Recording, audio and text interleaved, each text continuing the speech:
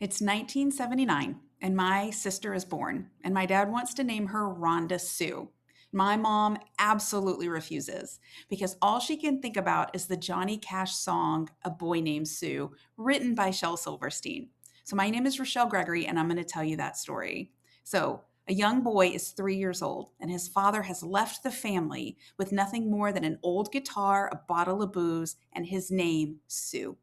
And Sue is tormented and taunted over the years. He writes that some girl would giggle and he'd turn red, some boy would laugh and he'd have to bust his head. And Sue vows revenge on the man who named him Sue. So he grows up and he's traveling through the countryside looking for him. And he's in Gatlinburg, Tennessee, and he looks into a saloon and he spots a man with a scar on his cheek and an evil eye. And he recognizes him from the photograph that his mother had. And he walks up to this man and he says, "My name is Sue. How do you do? Now you're going to die."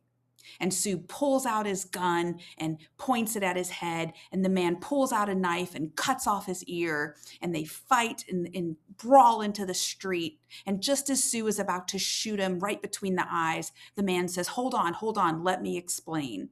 You really ought to thank me for the gravel in your gut and the spit in your eye, that it was a gift, that name. And he says, I did it because I had nothing left to give you because the world is tough and you've got to be tougher. And I gave you that name, Sue. And the young man thinks about it and he reconciles and he calls him Pa and the man calls him son. And he looks back years later and he thinks about the gift of his father and he thinks about what he'll name his son. It's going to be George or Bill or Fred, anything but Sue. Thank you.